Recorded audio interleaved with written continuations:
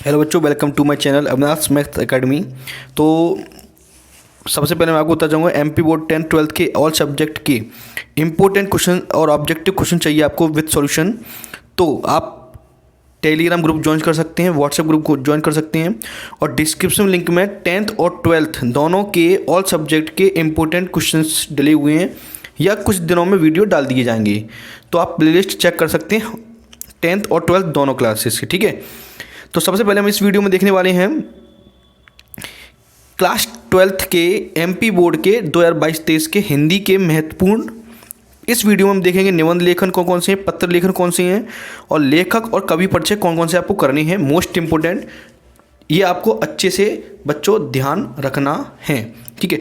तो अगर मेरा चैनल आपने सब्सक्राइब नहीं किया तो प्लीज़ बच्चों पहले चैनल को सब्सक्राइब कर दें, अपने फ्रेंड्स को भी ज़रूर शेयर कर दें जिससे उनको भी हेल्प हो सके, ठीक है।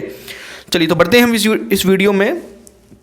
तो सबसे पहला अपना स्टार्ट करते हैं निबंध लेखन से। तो सबसे पहला निबंध लेखन अपना विज्ञान के बढ़ते चरण, मोस्ट इम्पोर्टेंट ऐसे, ठीक है।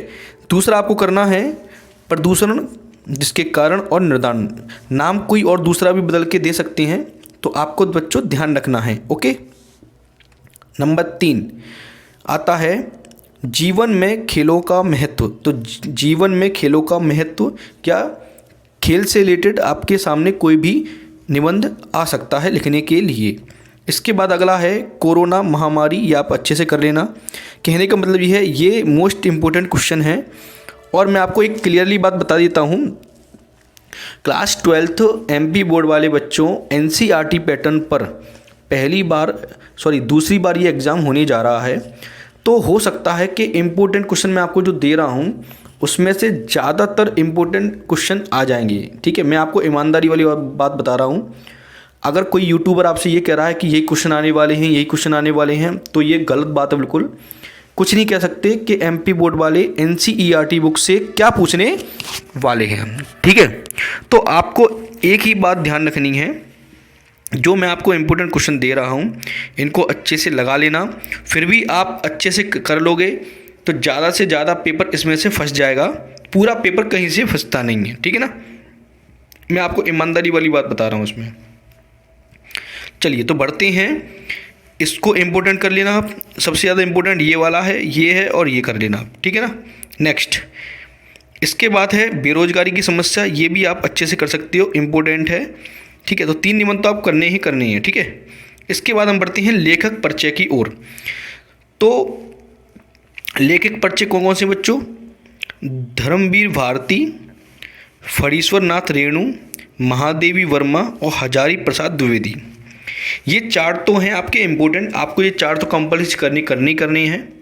अगर आपको और भी कोई इम्पोर्टेंट क्वेश्चन इसमें लेकर करना है तो सबसे मोस्ट इम्पोर्टेंट है इसमें फणवीस नाथ रेणु और महादेवी वर्मा। ये 2 तो आप कर ही लेना कम से कम, 4 कर लो तो बहुत अच्छा है।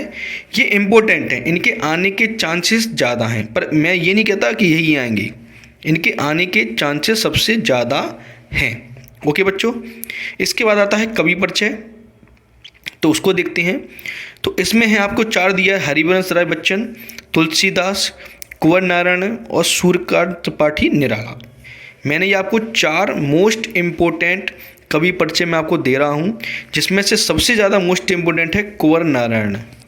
ये समझ लो, ये मोस्ट इम्पोर्टेंट है, ये तो आपको कंपलसरी करना है। और हरिवंश राय बच्चन भी कर लेना।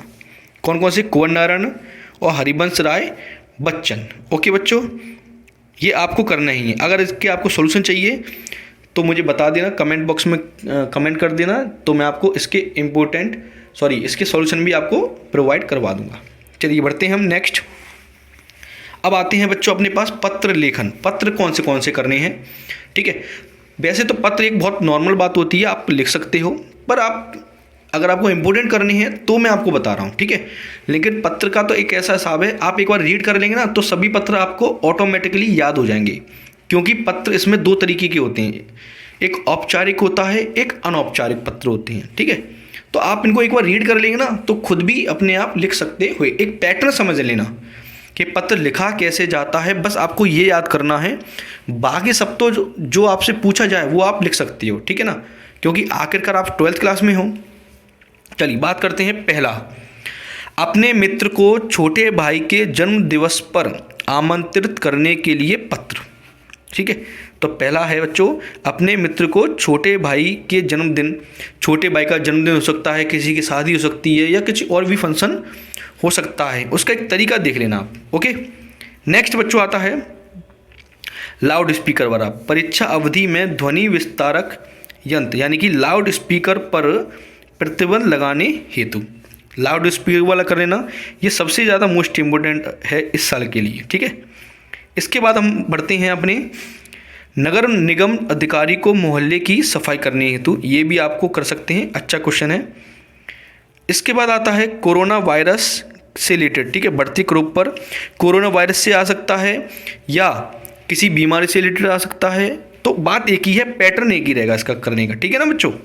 नेक्स्ट आता है, लास्ट है, अपने मित्र को प्रथम श्रेणी में उत्तीर्ण होने पर क्या देनी है, आपको बधाई देनी है। ठीक है, अपने उत्तीर्ण होने पर बधाई दे सकते हैं, जन्मदिन की बधाई दे सकते हैं, शादी की बधाई दे सकते हैं, या किसी और कंपटीशन में प्रथम आने पर बधाई देने का पत्र आपको करना है। ठीक है, तो आई बात समझ में, तो ये आपको सब मटेरियल कर लेना है।